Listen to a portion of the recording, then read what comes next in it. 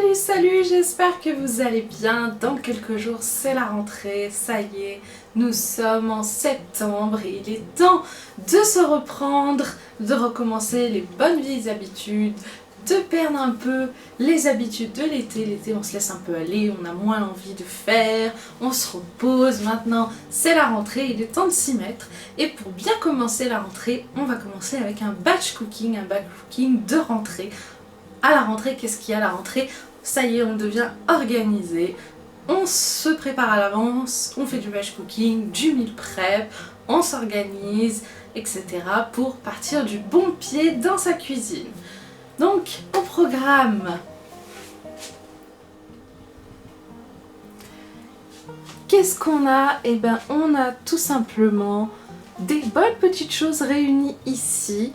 Je vais commencer par faire cuire à la vapeur des pommes de terre. Avec ces pommes de terre au-dessus dans le varoma, je vais mettre du poulet et du poisson pané. Je vais cuire à la casserole des œufs mollets. En céréales, il y aura aussi du riz qui se trouve dans la boîte juste là, ainsi que du mélange. Ce mélange, je vous le montre très souvent. Il s'agit de mon mélange de boulgour que j'achète à Carrefour au rayon bio, donc boulgour, millet, quinoa rouge et graines de tournesol. Je le fais cuire avec la fonction rice cooker boulgour et croyez-moi, c'est très bien cuit et parfait et j'adore ce mélange, il est vraiment très bon. Question légumes, il y a des crudités dans le frigo, j'ai de la salade et encore quelques tomates du jardin et j'ai ce restant d'aubergines et de courgettes qui date de la vidéo dernière. Et je me suis dit pourquoi pas en faire des légumes rôtis au four. Alors est-ce que j'utiliserai toute la courgette ou pas? Je ne sais pas. Peut-être que je vais en utiliser juste la moitié et que le reste partira au congèle, je verrai.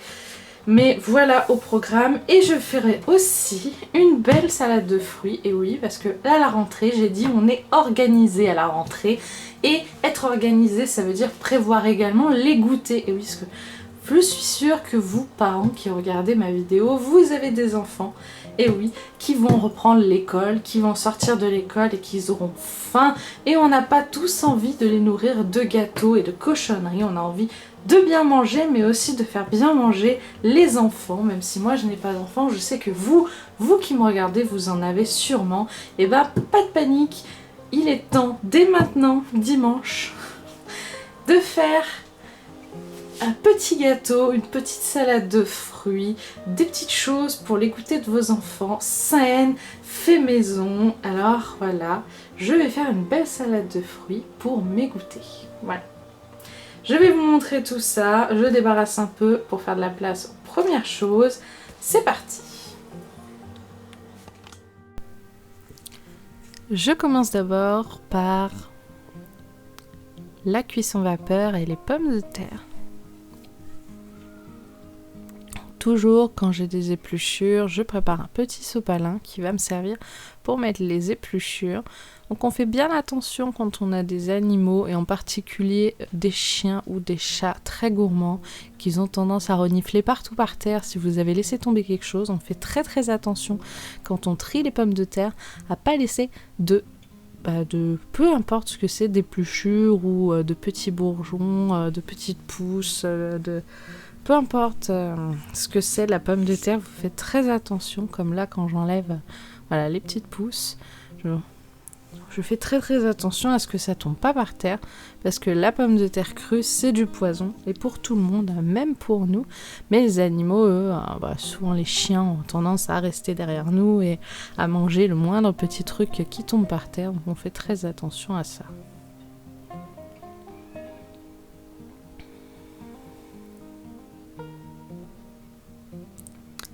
J'essaye de faire au moins 600 g de pommes de terre, donc c'est la quantité maximum que je peux mettre dans le panier cuisson. Donc, le batch cooking, ça me permet d'avoir des ingrédients cuits tout prêt dans le frigo et de pouvoir composer mes menus comme je veux. Si j'ai envie de manger chaud parce qu'il fait un peu frais, je mange chaud. Si un soir j'ai un petit peu chaud, j'ai envie de manger une salade composée, je peux me faire une salade. Le batch cooking, ça permet vraiment d'avoir juste des ingrédients dans votre frigo et de pouvoir vraiment les accommoder comme vous voulez. Donc je commence la recette sur le Thermomix parce que le Friend n'a pas de balance. Et ensuite je passe bien sûr à la suite de la recette. Donc là, je programme juste, 17 minutes c'est le minimum. Moi je vais mettre 35 minutes parce que je vais mettre d'autres choses à cuire avec et je veux que les pommes de terre soient bien cuites. Si je mets 30 minutes, je sais que souvent, il y a des pommes de terre qui seront encore un peu trop croquantes. Donc quand je fais de la cuisson varoma, donc la cuisson vapeur, j'en profite en général pour cuire des protéines au-dessus des pommes de terre, ce qui fait du coup une cuisson combinée. Donc là, j'ai choisi des blancs de poulet et du poisson pané. Je sais que le poisson pané, ce serait beaucoup mieux de le cuire à la poêle ou au four, mais honnêtement, j'ai pas envie de salir une autre vaisselle juste pour cuire 2 morceaux de colin pané. Donc je vais les cuire comme ça. Et c'est parti pour la cuisson. Pendant que ça commence à cuire, je vais faire tout de suite ce qui sera probablement le plus long, les légumes rôtis au four. Donc les légumes rôtis au four, c'est quelque chose que vous avez déjà vu sur ma chaîne, c'est quelque chose que je fais souvent, que je vous montre souvent. D'ailleurs, vous avez aussi une petite vidéo de légumes rôtis au four sur les réseaux sociaux, donc sur TikTok, sur Instagram. C'est tout simplement des légumes de saison que vous coupez en cubes à peu près à part égale.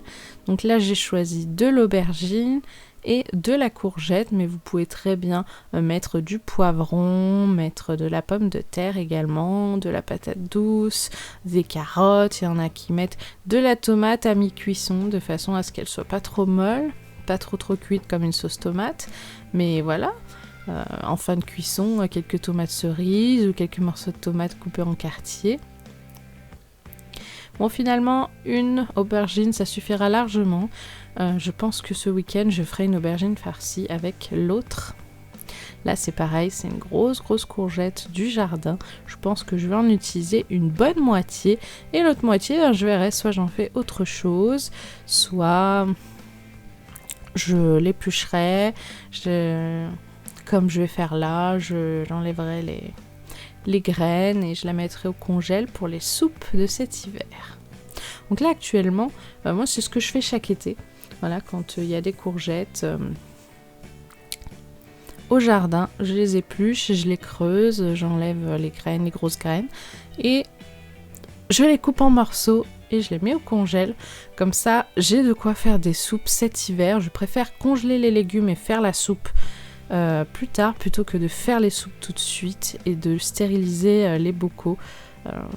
Je préfère faire comme ça. Après, si vous, par exemple, vous préférez faire tout de suite votre ratatouille, votre soupe et stériliser les bocaux, bon, c'est comme vous voulez. Moi, je préfère congeler les légumes pour plus tard. Chacun sa technique. Mais actuellement, j'ai au moins, il me semble, au moins 2 kg, 2,5 kg déjà de courgettes au congèle. Donc, je pense que l'autre moitié ira rejoindre tout ça. Donc là voilà, les légumes rôtis au four, je disais, c'est vraiment suivant la saison, suivant ce que vous avez envie de manger, c'est déclinable à l'infini. Voilà. Donc je coupe tout en petits cubes, je mets ça dans le saladier. Ce saladier est un peu juste, mais croyez-moi, je me suis débrouillée parfaitement.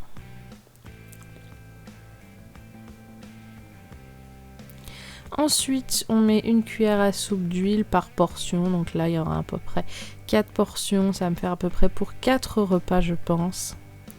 Alors, je mets 4 cuillères à soupe, surtout qu'il y a beaucoup de légumes. Alors, l'huile va servir à cuire les légumes dans le four sans qu'ils crament. Voilà, si vous mettez ça tel quel dans le four sans mettre d'huile, et ça va cramer et pas bien cuire. J'oublie pas, bien sûr, les herbes aromatiques. Donc, c'est un petit mélange que j'ai fait avec Thermomix. Il s'appelle mélange d'épices pour pâte et pizza si ça vous intéresse. Et ensuite, j'étale ça sur la plaque de four. Et 1 heure, suivant votre puissance de four, 45 minutes à 1 heure à 180 degrés. Ma cuisson vapeur n'étant toujours pas finie, enfin, pour l'instant, c'est pas fini, je prépare la salade de fruits. Oui, parce que c'est la rentrée, hein, il faut manger sainement et équilibré, il faut reprendre de bonnes habitudes, il va commencer à faire frais, donc on va commencer à manger mieux. Et je viens de me souvenir que du coup, après ça, il me resterait plus que 2 choses à faire. Le mélange de céréales, donc boulgour, tout ça, et le riz, et tous les deux demandent une cuisson rice cooker, et bien sûr les fonctions TM6 ne sont disponibles que sur le Thermomix principal et pas sur le Friend. Bien sûr on ne peut pas lancer par exemple de haute température ou de mijoter ou de mode sauce ou de trucs comme ça sur le Friend, il n'y a pas les fonctions TM6. Donc je lance ma cuisson des céréales, comme ça ça va cuire tranquillement tout seul sans moi. Et je peux continuer ma salade de fruits. Donc je disais, la rentrée, ça donne envie en général de se remettre à la cuisine, ça donne envie de remanger des bonnes choses, des choses saines, de reprendre en main son alimentation. Après cet été de canicule, à coup de thé glacé, de sorbet, de glace et d'eau fraîche, de tout ce qui a un peu perturber notre organisme, c'est la rentrée, il fait un peu plus frais, on va en profiter pour manger de bonnes choses et pour survivre à cette vague de fraîcheur qui arrive, pour ne pas tout le temps avoir le nez dans le mouchoir parce qu'on a le nez qui coule, on a la gorge un peu sèche ou irritée. Le mieux c'est déjà premièrement de faire une bonne dose de vitamine C. Moi c'est ce que je fais tout le temps. À l'arrivée de l'automne, je prends des bons fruits de saison, des bons fruits bien riches en vitamine C. J'essaye d'acheter aussi des kiwis. Donc là cette semaine j'en ai pas acheté parce que je voulais vraiment faire une salade de fruits avec des fruits de saison. Donc j'ai choisi de la banane, du raisin et des prunes. Le raisin, j'ai choisi un raisin italien. Je prends toujours du raisin italien parce que c'est celui que je préfère. Après, si vous avez envie de prendre un raisin français, eh ben, vous êtes libre de prendre du raisin français. Mais moi, j'adore le raisin italien. J'arrive mieux à mâcher et à bien mâcher la peau parce que les raisins français, souvent la peau reste en bouche, on a du mal à la mâcher et ça c'est vraiment très dérangeant. Alors là j'ai choisi un raisin italien qui était marqué sans pépins, donc je regarde si c'est vraiment sans pépins, mais oui je vous confirme, ce raisin est vraiment sans pépins. Donc avant que vous me demandiez dans les commentaires mais où t'as trouvé ce super raisin sans pépins, dis donc c'est révolutionnaire. Moi j'aime pas les pépins, je suis obligée de trier à chaque fois, je l'ai trouvé à grands frais, voilà. Tout simplement. Donc n'hésitez pas, un raisin sans pépins pour cette super salade de fruits. Voilà, donc j'essuie juste le couteau qui m'a servi à couper. Des fois je le rince sous l'eau pour le nettoyer un peu mieux et je le réutilise après. Donc une salade de fruits, je mets un petit peu de sucre, surtout que là les prunes et le raisin ne sont pas encore bien mûrs et ça va servir aussi à permettre aux fruits de rendre de l'eau un peu et faire ce petit jus au fond de la salade de fruits. Bon d'accord, la dernière cuillère là n'était pas vraiment obligatoire. Voilà, donc le sucre c'est important, moi je préfère le sucre blanc. Pourquoi ? Parce que le sucre roux aura tendance, il est un peu plus gros en grains et il aura tendance à moins donner ce goût sucré mais à plus faire quelque chose de croquant, comme si vous aviez des petites graines dessus, c'est dérangeant. Les œufs mollets, bien sûr, j'ai failli les oublier. Oui, des fois, la plupart du temps, je fais tout le temps des œufs durs dans mes batch cooking et mes meal prep, mais là, j'avais envie d'œufs mollets, je sais pas pourquoi. La cuisson vapeur étant terminée, je vais pouvoir commencer à mettre mes premiers ingrédients dans les boîtes. Donc le batch cooking, je cuis des ingrédients, je les mets dans des boîtes, je les mets au frigo et après quand je compose mes repas, je mets les ingrédients que je veux. Mes 2 blancs de poulet, mes collins panés, donc la sortie de la cuisson vapeur, la panure était un petit peu molle et collante, mais croyez-moi en refroidissant, ça s'est bien séché et je peux vous le dire, vu que le moment où j'enregistre là, sur l'ordinateur, les commentaires, tout ça, au moment où je parle, j'ai déjà fini mon batch cooking et je peux vous dire que ce colin pané était vraiment très bon. Oups, désolée. Voilà. C'était vraiment un vrai régal. Donc je suis très très fière d'avoir acheté ce colin pané et de l'avoir cuit, mais c'est vrai que quand j'en referai, je le ferai sûrement au four, ce qui est beaucoup moins gras qu'à la poêle. C'est pour pas que ça colle la poêle, il faut mettre un petit peu de gras, pour pas surtout abîmer les poêles, et au four, il n'y a pas besoin, vu qu'il y a déjà la panure, il n'y a pas besoin de mettre quoi que ce soit. Voilà, donc là actuellement, il me reste plus qu'à préparer le riz et à attendre les cuissons. Les céréales se sont finies, je vais utiliser le deuxième bol à côté pour faire la cuisson du riz. Donc c'est pas facile à décoller tout ça quand vos céréales sont cuites. Vous voyez, je gratte, mais il n'y en a pas beaucoup qui tombent. Alors mon astuce dans ces moments-là, quand on galère un petit peu à faire tomber les céréales, le riz ou quoi que ce soit, ma petite astuce, c'est de prendre en dessous l'hélice et de la faire tourner très légèrement. Alors faites attention bien sûr de ne pas vous brûler, hein. Voilà, je fais tourner de façon à décoller un peu et vous voyez, hop, voilà, les 3/4 sont tombés. J'ai gratté un petit peu et ça va mieux. Donc comme d'habitude, ce mélange, c'est un mélange de céréales, donc bio Carrefour, boulgour, quinoa rouge, millet et graines de tournesol. Je l'adore ce mélange, il est vraiment très très bon. Donc la dernière chose qui me reste à cuire dans tout ce que j'avais prévu, c'est du riz, donc que ce soit le riz ou le boulgour.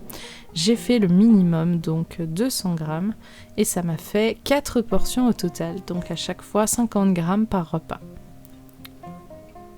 Bien sûr, si vous mangez plus, que vous êtes des gros mangeurs, si vous êtes plus à la maison, n'hésitez pas à faire le maximum à chaque fois. Sachez que des céréales cuites comme ça, sans matière grasse dedans, juste des céréales cuites, par exemple des pâtes, du riz, du boulgour, du quinoa, des graines de couscous, juste des céréales cuites, et ben ça se conserve 5 jours dans le frigo. Attention, pas les pommes de terre, parce que les pommes de terre, une fois cuites, elles s'oxydent. Donc c'est ce que vous devez manger en premier, les pommes de terre. Voilà.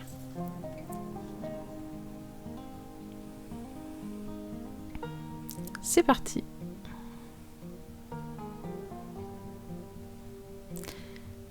Et voilà, 25 à 30 minutes plus tard, c'est déjà prêt. Pareil, j'essaye de tourner en dessous l'hélice pour décoller un maximum de riz, même si là, le riz est un petit peu collant. Et puis voilà, c'est tout bon, j'ai pratiquement fini. Plus qu'à tout installer et à vous faire le petit bilan de fin. Et voilà, tout est prêt et encore chaud, donc je ne vais rien ranger dans le frigo. J'ai du coup une belle salade de fruits, donc bananes, prunes et raisins. J'ai du riz, des patates et du mélange boulgour quinoa. J'ai des œufs mollets, du poulet et du colin pané d'Alaska. J'ai également des courgettes et aubergines rôties au four. J'ai au frigo des crudités. J'ai encore de la laitue et des tomates du jardin. Donc j'aurai de quoi faire des repas. Ça va, il n'y a pas trop en quantité. Ça m'a pris 2 heures environ de faire tout ça à quelques minutes près. Le chéri n'est pas là demain, donc lundi et mardi. Il rentre le soir. Donc j'ai moins de repas à prévoir, parce qu'il est en déplacement pour le travail. Donc voilà, toutes ces belles choses. Pour la suite de la vidéo, je vais vous montrer les repas. En attendant, je vous dis comme d'habitude, si cette vidéo vous a plu, n'hésitez pas à mettre un petit j'aime et un petit commentaire sous la vidéo pour me soutenir, aider la chaîne à grandir. Voilà. Ça serait super, abonnez-vous à la chaîne si ce n'est pas encore fait. Moi je vous dis à très bientôt, je vous laisse avec les images du coup de mes repas, qu'est-ce que j'ai fait comme repas avec tout ça, et je vous dis à très bientôt sur la chaîne pour d'autres vidéos. Salut!